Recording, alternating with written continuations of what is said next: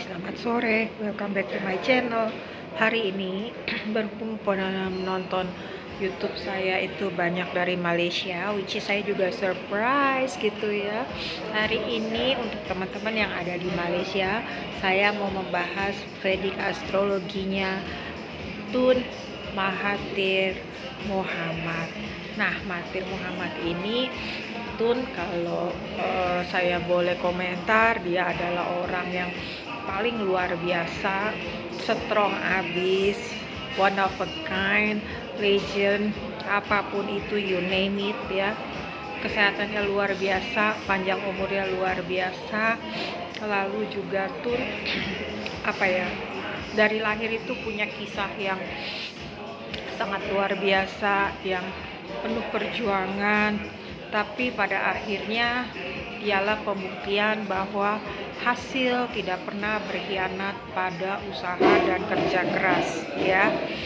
Nah, oke, kita lanjut ya, bahas tentang Vedic astrologinya Tun. Kalau saya sangat tertarik dengan kecerdasannya dan panjang umurnya, kalian tertarik apa dari Tun? Ternyata ini kayaknya banyak rahasianya juga. Oke, jadi Tun itu naksatranya Vedic itu Satasbisya ya, yang artinya 100 healer, 100 lover. Oh, ya kan.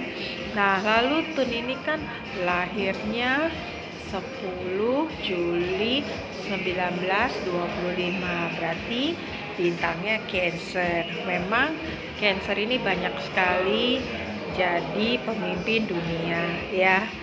Nah, Tun ini juga punya perhitungan Vedic yang maha dahsyat gitu ya. Artinya di bagian umurnya sepertinya beliau kayak kucing aja gitu ya. Cadangan nyawanya banyak gitu ya. Nah, nanti saya tunjukin deh di mana itu cadangan nyawanya disimpan. Oke. Nah, ini dia. Kelihatan nggak?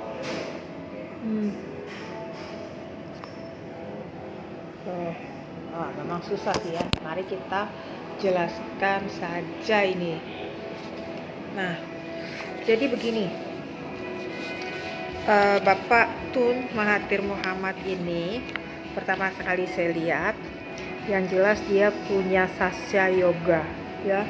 Sastra yoga ini artinya orang yang sangat-sangat bagus berpolitik, sangat baik di politik. Politik is in the blood ya, dan kekuasaan nggak mau jauh-jauh dari dia. Dan yang jelas dia orang yang sangat humanity ya. Jadi dia berpolitik karena dia mikirin banyak orang, dia mikirin bangsanya. Jadi kepedulian dia akan keberlangsungan bangsanya dari secara humanity itu yang menyebabkan beliau sampai sekarang masih berpolitik ya gitu. Maka kalau sampai umur segitu sepuhnya dia masih berpolitik, kita tidak usah heran karena memang ada sastra yoga di naksatranya. Dan yang surprise-nya, waktu lahir memang ada conjunction sekali 4 ya di first house-nya. Ada Mercury yang membuat dia memang pintar, terpelajar, communicator ya. Lalu juga ada Venus karena memang kalau kita lihat dia kreatif, terus dia juga masa mudanya cakep, dia halus budi bahasanya, budi pekertinya. Lalu ada Mars juga di sana, artinya dia pejuang gitu ya, panglima perang, fighter gitu. Dan ada Rahu di sana gitu ya, yang artinya kepala gitu. Nah, kita juga melihat bahwa di fourth house-nya itu terlihat sekali kalau ibunya itu adalah sosok yang keras sama dia, sehingga waktu mudanya dia nggak boleh begini, nggak boleh begitu, nggak boleh pergi jauh-jauh gitu. Dan masa kecilnya ini sepertinya Pak Mahathir Muhammad waktu ibunya melahirkan itu susah gitu. Proses melahirkannya pasti lama banget dan antara hidup dan mati melahirkan Tun ya.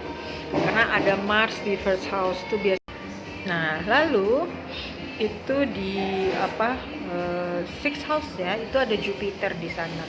Karena memang Bapak Tun ini atma karkanya adalah Jupiter ya, healer gitu, lover, healer. Jadi memang kan beliau ini dokter ya, kuliahnya kedokteran, pernah jadi dokter Melayu pertama di Malaysia, dan sukses sebagai dokter, healer sejati gitu. Jadi selain dia politikus, dia juga punya tangan dingin sebagai dokter. Dia sukses ya. Nah, lalu di seven house-nya di situ agak bahaya karena ada K2 di sana, artinya pasangannya di awal-awal pernikahan itu selalu aja ada yang kurang buat ya namanya rumah tangga itu kan pasti ada yang kurang ya di sana gitu. Lalu kalau kita lihat yang surprising di Navamsa chartnya itu memang di situ kita bisa lihat di 8th house-nya ada conjunction antara Moon dan Saturnus. Artinya Saturnus kalau ada di 10th house itu ada perpanjangan, artinya penambahan umur di sana gitu. Sedangkan Moon adalah fluktuatif karena 10th house itu adalah death and loss gitu.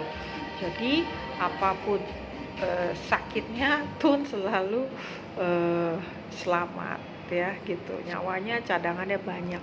Nah akhirnya ketemu kan kenapa Tun di usianya yang sekarang 95 tahun tetap fit, tetap bisa berkuasa, tetap bisa pikirannya terang. Di 8th house-nya ada conjunction antara Moon dan Saturn. Kalau Saturn itu artinya di 8th house-nya itu adalah delay ya. 8th house itu kan elemen death and loss ya, kerugian dan kematian. Jadi akan ada delay dalam urusan kematian. Sebenarnya situ ada Moon juga, artinya fluktuatif gitu ya, sering-sering apa kalau ada sakit yang gawat atau ada kondisi-kondisi yang kayak kecelakaan, nah selalu lolos gitu ya. Jadi kayak kucing, nyawanya banyak. Aduh, Tun hebat banget sih ya. Nah, juga kita perlu lihat ya di Navamsa-nya itu di 10th house-nya itu ada K2. Jadi K2 itu kalau di 10th house itu adalah tentang tahta dan kekuasaan ya.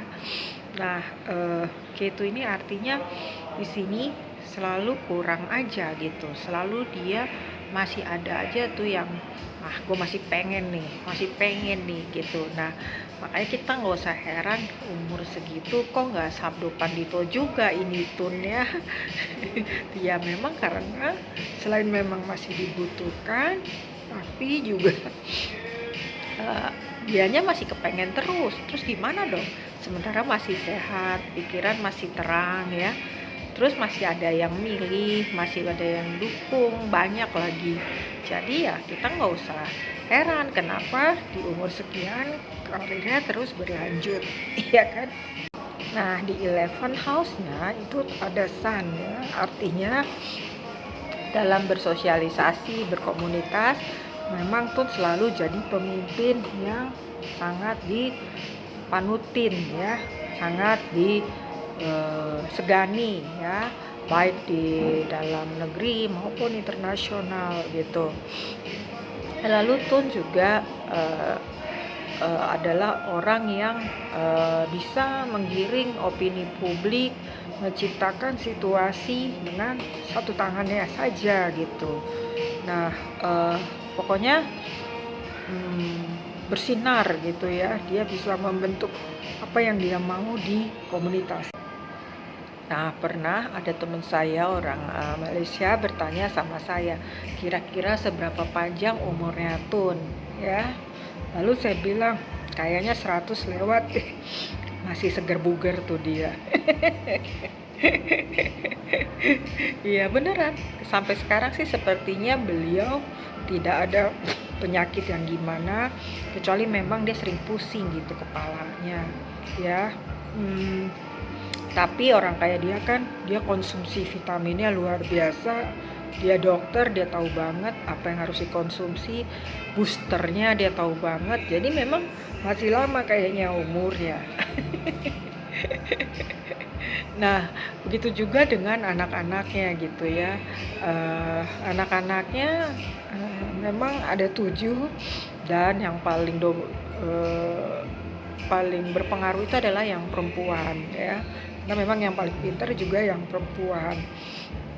Dan anak-anaknya ini memang ada juga yang pernah bikin masalah gitu. Dan ini terlihat di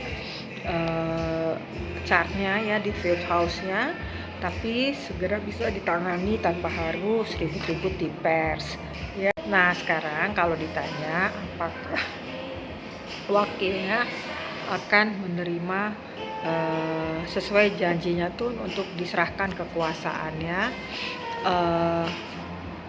I don't think so ya, karena seperti yang saya bilang tadi, di 10 house-nya itu K2, jadi selalu kurang aja, selalu pengen dia selesaikan sendiri. Jadi kalau berharap dia menepati janjinya, karena kan janjinya kepada Anwar Ibrahim, setelah setahun dia akan menyerahkan kekuasaannya, which is itu nggak banget sampai sekarang gitu ya. Saya rasa itu memang tergambar di 10 house-nya, jadi nggak usah heran gitu. Apakah ini akan menjadi konflik? Untuk sekarang rasanya belum, tapi memang ini bara dalam sekam ya. Tapi kalau potensi konflik jangka panjang, saya rasa iya benar akan terjadi gitu. Lalu bagaimana situasi ekonomi Malaysia tahun 2021 di tangan Tun ya. Malaysia tahun 2021 ya masih mending negara kita lah ya rasanya.